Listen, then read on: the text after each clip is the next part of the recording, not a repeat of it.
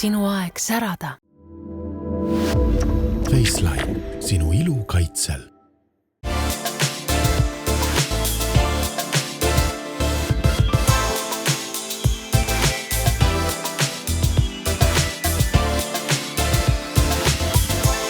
Tere armsad hooaeg saate vaatajad. Tervis on midagi, mida kipume märkama alles siis, kui miski meie tähelepanu köidab. Ometi peitub aga tõeline hoolivus iseenda vastu just ennetamises ja teadlikkuses. Me kõik teame, et vastutuse oma tervise eest peaks võtma iga inimene, eriti naised, kelle elukvaliteedis sõltub ka nende lähiringkonna heaolu. Ning naiste seas kõige levinum vähk on rinnavähk.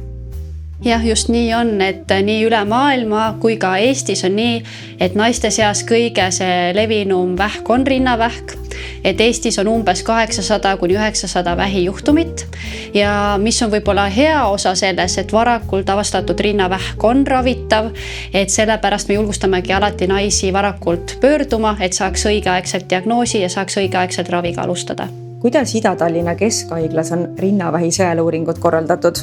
Kõik patsiendid, kes on saanud siis sõeluuringu kutse, seal vanuses 50–74, et nemad saavad siis kas helistada meie siis registratuuri telefonil või siis ka terviseportaali kaudu ise broneerida aja mammograafiasse.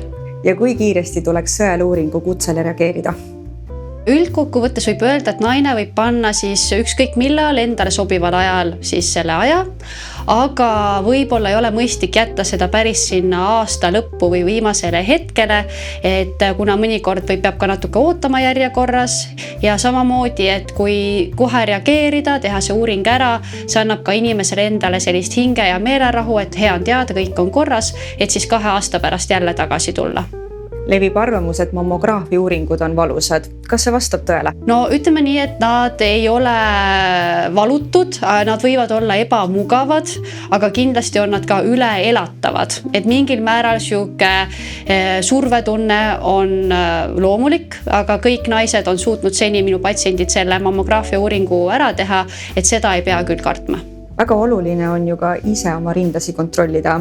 Kuidas oleks seda siis kõige õigem teha? Et üldjoontes enesekontrolliga on niimoodi, et mõistlik on siis seda teha peale menstruatsiooni, et kuna enne menstruatsiooni ja menstruatsiooni ajal võivad rinnad olla pisut hellad ja tundlikud ja samamoodi võib rindades mingisuguseid muutusi olla, et siis peale menstruatsiooni on siuke rahulikum periood ja siis võiks naine ise mõlemad rinnad ära kontrollida. Me soovitame siis seda teha, ütleme, kui naine on duši all, keha nagu ära seebitatud, et nahk on libe, et siis on igasugused kühmud ja muutused paremini tunda. Ja mõte on siis selles, et kogu see rinnanääre saaks läbi käidud, et me kas siis niimoodi spiraali mööda või siis kella osuti liikumise suunas, siis niimoodi rinnanibu suunast rinnanäärme serva poole, siis rinnanääre niimoodi läbi katsuda. Naised, kellel enam menstruatsioon ei käi, kas siis on jõudnud menopausi või osadel on mingisugune hormonaalne vahend, mis tõttu näiteks neil menstruatsioonid ei käi, nemad võivad lihtsalt panna telefoni näiteks meeldetuletused, kord kuus siis nad kontrolliksid oma rinnanäärmed üle. Ja kõik naised, ükskõik mis vanuses, et kui neil on mingi probleem või mure, saavad panna siia rinnakeskusesse endale aja ja selle jaoks ei ole saatekiri vajalik.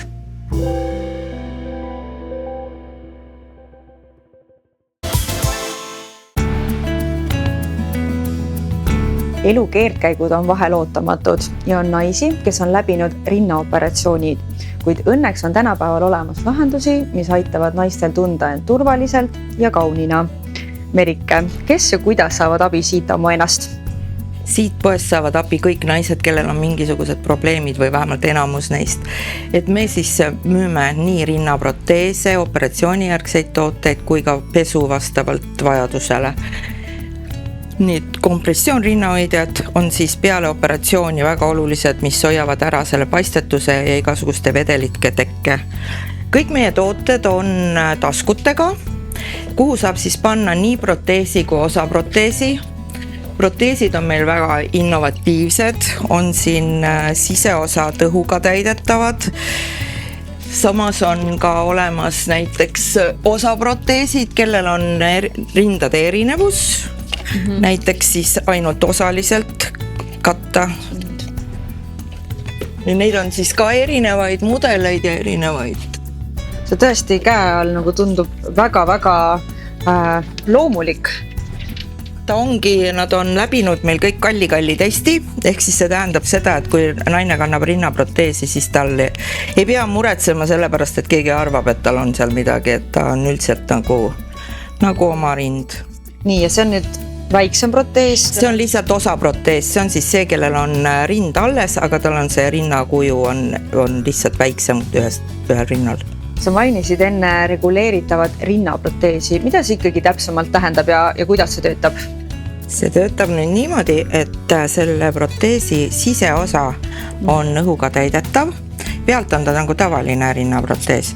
Siia me paneme õhku sisse, mis võtab siis nüüd täpselt inimese kehakuju ja soojeneb ka kiiremini, sest õhk siin sees ju soojeneb, võtab keha temperatuuri päris kiiresti. Ja ma saan aru, et see on siis rinnaproteeside kõige viimasem sõna. See on ja juba tegelikult päris mitu aastat, aga sellest üle on nüüd tulnud ainult veel liimitav samasugune.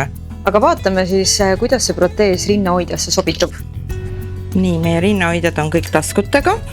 Hoian. Ja see läheb siia lihtsalt niimoodi taskusse. Ja kuidas naine saab riiklikku toetust? Riiklikku toetust saab siis proteeside puhul arsti tõendiga, mis on siiani paberkandjal veel, ja kompressioontoodete puhul digiretseptiga, mille kirjutab siis ka välja arst. Ja teil on lisaks rinnahoidjatele ka väga lai valik erinevaid ujumisriideid. Ja meil on nii trikood kui bikiinid, tankiinid. Tankiinid on sellised huvitavad asjad, et need on nagu bikiinid, aga neil on pikk ülaosa. Ehk siis neid saab kanda ka suvel nagu bluusi. Ja kuna meil on nad kõik taskutega, siis siia saavad ka proteesikandjad oma proteesid panna. Ja muidugi ka tavakasutajad, kellel on probleeme rindadega või rinnakorvi suuruste või mõõtudega, siis võib ikka siia tulla. Tere tulemast!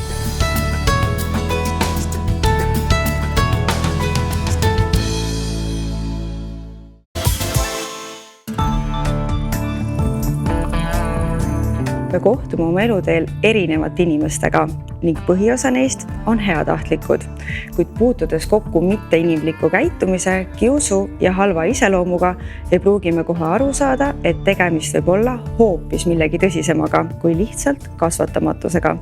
Minu vestluskaaslane on Ülli Kukumägi ning tänane teema puudutab elu varjukülgi. Ülli, sa oled välja toonud valupunkti naispsühhopaatidest ja ma saan aru, et see on väga suur isiksuse häire. Ja, on küll, kahjuks. Ja psühhopaate, tavaliselt arvatakse, et me saame panna piiri, et siin on nartsissist ja siin on sotsiopaat ja siis on kuskil väga hirmus psühhopaat. Aga kahjuks on see, et kui me võtame nagu psühhiaatrilisest vaatenurgast, siis kõikidel nendel isiksuse häiretel tegelikult siis need karakteristikud korduvad.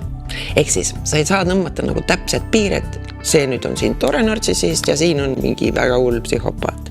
Lihtsalt naispsühhopaatide puhul on see, et nad väga sageli etendavad pseudo-ohvrid, millega siis nad äratavad kaastunnet, seda, et kõik mõistavad, lisaks muidugi niisugune sotsiaalühiskondlik arusaam, et naine, see on nõrk, naised on alati hullemad, läbi ajaloo olnud, olgem ausad.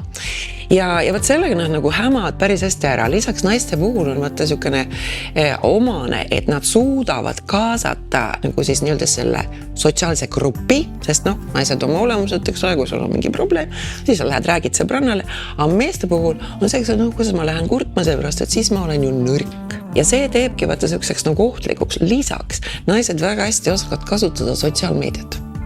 Ehk siis postitaan, laikitakse, jagatakse ja seal tegelikult tekibki olukord, kus nad on väga oskuslikult võivad nii-öelda oma ohvri, on ta siis, ma ei tea, näiteks koolikiusu ohver, töökiusu ohver või siis näiteks lähisuhtes, eks ju.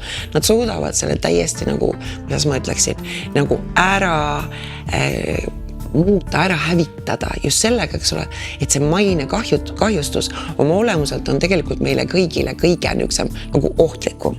See on nagu, ehk siis su kohta öeldakse, et vot kuskil seal, ma ei tea, kus kohas ja sa olevat teinud midagi, keegi täpselt ei näinud, keegi täpselt ei kuulnud, aga eks ole, nüüd tulevad taha mingid eksperdid, nii nimetatud, hakkavad rääkima, ja me teame seda, et seal juhtus selline asi ja võt sellega ongi, eks ole, et tegelikult kogu ohvri reputatsioon võetakse nulli ja tänu sellele ongi, et nüüd siis see teine, kes siis tegelikult on see tegija, see nii-öelda sävitaja, selle reputatsioon siis tõuseb. Lisaks on võtta huvitav see, et väga sageli mõeldakse, et ohvriks satuvad siis ainult need, kes on, ma ei tea, niisugused natuke teistmoodi, niisugused toitud või niisugused ei ole. Tavaline on see, et ta üritab just valida endale ohvriks selliseid, kelle läbi enda reputatsioonid tõsta. Ehk siis teda ei huvita, ta võib lihtsalt seal kiusata mõnda, ütleme seal klassiruumis taga või ütleme tööl mõnda, kes on siis niisugune eraklik, kes ei saa hakkama, kellel ei ole sõpru ja nii edasi, aga see on lõbupool, sest et nad naudivad sadismi. Ja võt sadismis ongi kaks poolt, et üks on nagu füüsiline, millest me saame aru, eks ole, et keegi andis kuskil kellelegi kolaka, järelikult ta on halb, eks ju, aga emotsionaalne sadism on tunduvalt hullem. Ja just näiteks teiste ees, ütleme, häbistamine. See on see, mis tegelikult tekitab meis sõna otseses mõttes surmahirmu. Miks? Sest et kuulumisvajadus on meil põhivajadus siin elus. Ja nüüd, eks ole, kui see grupp mind ei aktsepteeri, siis vallandub sõna otseses mõttes surmahirm. Sest eks ole, kuidas ma jään ellu, sest aju on iidne ja nüüd, eks ole, grupp mind ei aktsepteeri, järelikult mind visatakse välja, kuidas ma toime tulen. Ja võt see on jah, nagu mis teeb nagu need naispsühhopaadid, võt meespsühhopaadid näiteks nemad, nad ei väljenda, nad on nagu agressiivsust väljendavad suuremalt, nad väljendavad oma egomaaniat nagu avalikumalt, ehk siis kui ta tuleb ruumi, siis eks ole ta särab, kõik peab olema nii nagu ta vaja, kõik, ma ei tea, alates sellest, kuidas ta istub, aga naised väga sageli on ja näed, mina vaene kannataja, mina vaesekene, tulge appi, mis ma nüüd siis teha saan. Ja see on jah, mis nagu hästi palju petab ära, hästi palju petab ära kohe. Ja muidugi, ütleme, kui niisuguse ema sul näiteks on, siis ütleme, need lood, mis ma olen nagu aegade jooksul kuulnud, mitte ainult, mis ma raamatu jaoks nagu kokku panin, vaid see on jah, see on ikka päris karm, sest näiteks kui neil on 2 last, siis ta hakkab ühte nendest eelistama, hästi tavaline. See tõstetakse piedestaalile ja sellest teisest saab vaene peksupoiss. Või näiteks ütleme situatsioon, et ütleme, laps on haige, tal on kokku lepitud, ta läheb sünnipäeval, ta läheb loomulikult sünnipäevale.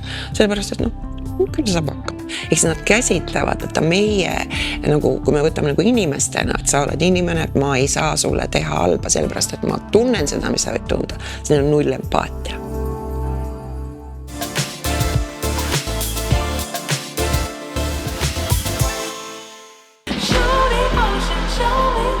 Gold Time, sinu aeg särada. Gold Time, sinu aeg särada. Faceline, sinu ilu kaitsel.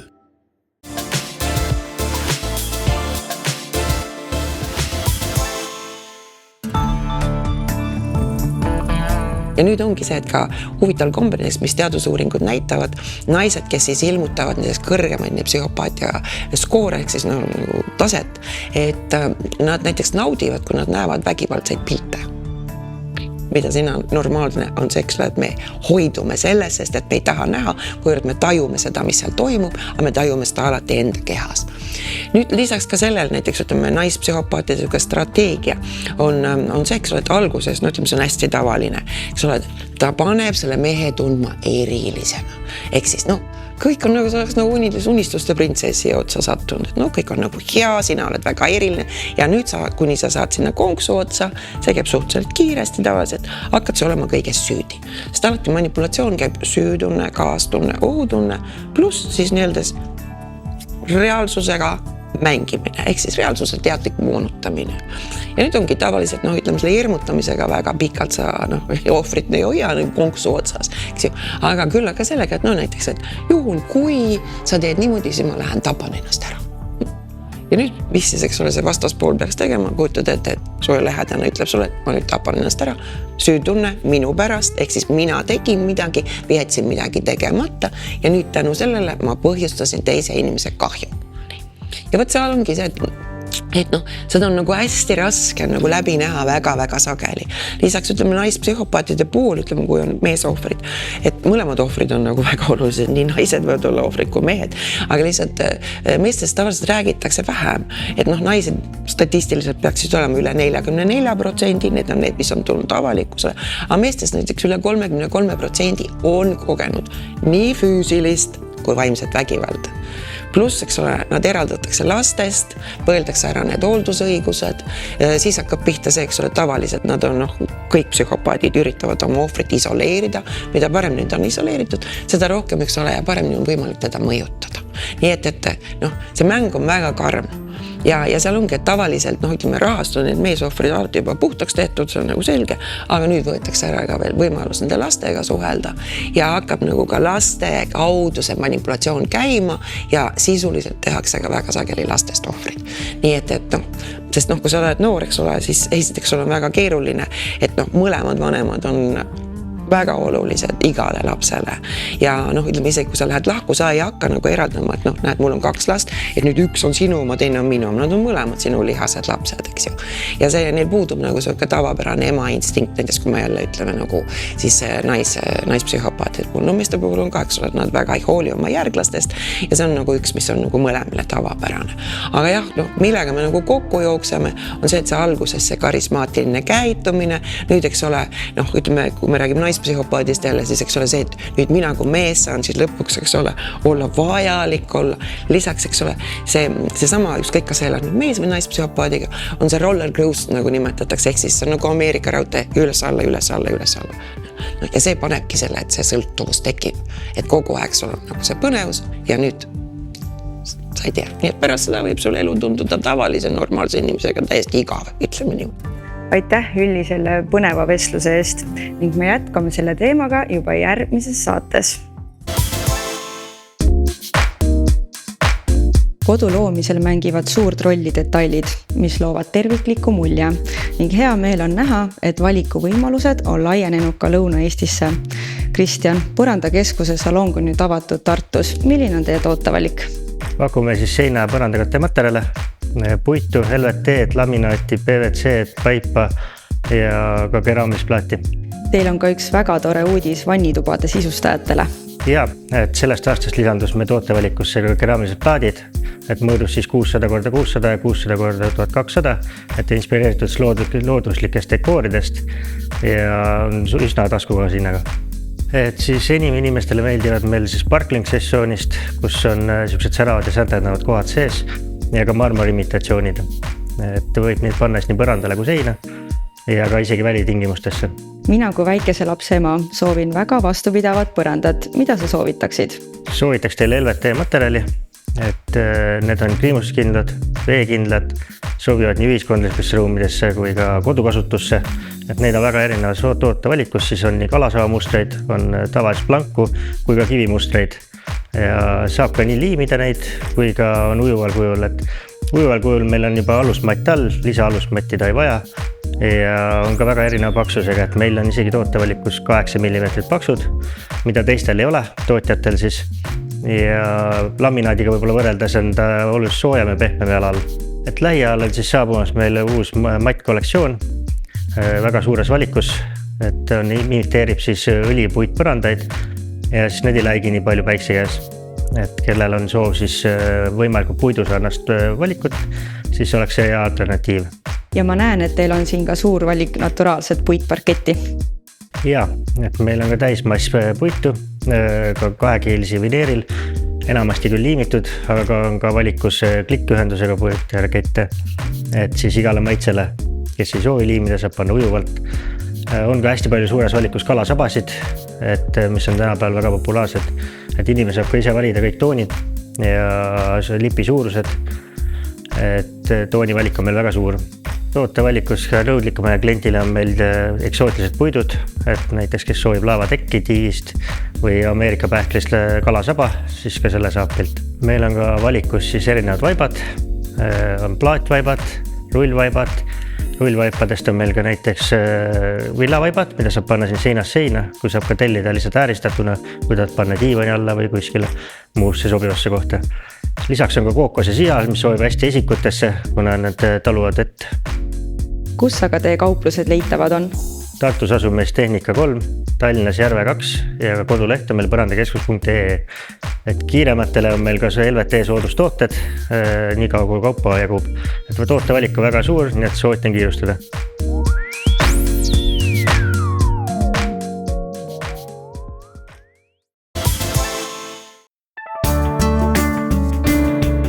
Kooliaasta lõpp läheneb ja perereiside hooaeg saabki alguse. Millised on need kõige tähtsamad toimingud, et pere turvaliselt reisile viia? Alati on kõige tähtsam see, et kui minna reisile, siis tuleb teha reisikindlustus. Aga millal seda teha? Et mina arvan, et õige aeg seda teha on täpselt siis, kui tehakse esimene siis nagu reisi broneering või piletiost. Sest et tihti võib juhtuda see, et inimesed nagu plaanivad reisi ära, jätavad seal kindlustuse viimasele hetkele ja siis võib juba midagi vahepeal juhtunud olla. Et tähtsam on see, et teeme kohe ja siis ei ole probleeme. Oluline on alati see, et tehakse kõigepealt tervisekindlustus, mis on kõige olulisem reisikindlustuse juures, sest et need ravikulud nii Euroopas kui ka väljaspool Euroopat võivad minna väga suureks. Et meie enda kogemusest meil viimase poole aasta jooksul on olnud üle 100 000 tervisekahjusi 3 tükki. Ja see on juba see summa, mis võtab iga pere jalust nõrgaks. Tasub alati mõelda ka reisitõrkekindlustusele, kuna lapsed tihti jäävad rohkem haigeks kui täiskasvanud ja nad on ka aktiivsemad, murravad, hüppavad, kukuvad. Ja kolmandaks siis ka pagasikindlustus, et kui asjad on kaasas, siis nad alati võivad kaotsi minna ja ilma asjadeta ei ole see reis päris see. Aga Euroopa ravikindlustuskaart on ju täiesti tasuta. Mida siis see katab? Ta katab Euroopa riikides riikliku raviteenuse kulud. See tähendab seda, et nagu midagi sealt saab, aga ta kindlasti ei ole nagu piisav selleks, et eriti perereisile minna. Et sealt saab osalise ravikulu, aga reisikindlustus lisaks ravikindlustuskaardile katab ka erahaiglate ravid, et tihti on Euroopas riike, kus riiklikud meditsiinid praktiliselt ei olegi, näiteks Austria, Prantsusmaa, et seal enamus haigleid on nagu erahaiglad ja kõik need muud asjad, mis puudutab transporti haiglasse või halvemal juhul isegi eritransporti koju, kui on suuremad õnnetused või haigused. Aga kordame nüüd veel kord üle perereiside meelespea. Number 1, tehke kindlustus kohe ja valige endale vajalikud kindlustuskaitsed, et mida rohkem, seda uhkem. Ja kindlasti reisitõrke puhul ei tasu piirduda selle kuluga, mis te olete selle reisile teinud, sest et kui peaks toimuma mingid reisiplaani muutused või mingid muud ootamatused, siis need lennupiletid pahatihti nagu vahetult ennem reisi on palju kallimad kui need algselt ostetud odavlennupiletid. Ja siis mõelge, et kas teil on tarvis ka pagasikindlustust, kas äkki ka vastutuskindlustust, kuna lapsed vahest võivad käituda nagu elevant portselini poes ja need arved ei pruugi ka liiga väiksed olla. Selline praktilised näited, mis võib olla kindlustusega ole seotud, aga mingil määral siiski, et minge kindlasti aegsasti lennujaama, eriti lastega. Mõelge, mis te pagasisse panete. Näiteks panna akupanka äraantavasse pagasisse, siis ma võin teile garanteerida, et see kott jääb Tallinna lennujaama ja teiega kaasa ei tule ja tekite vällegi päris palju sekeldusi. Ja lisaks loosime ühele hooajasaate vaatajale välja Salva multifunktsionaalse reisikoti, mis on nagu ratastel reisikott ja seljakott samaaegselt. Ja selleks, et seda võita, minge kas hooaja või Salva Instagrami lehele.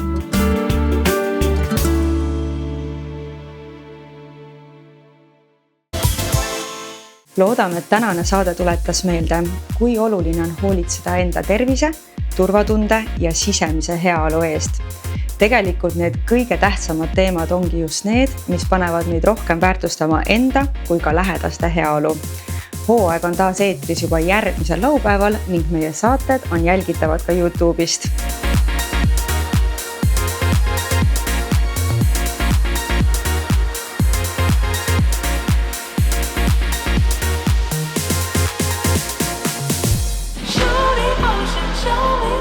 Gold Time, sinu aeg särada.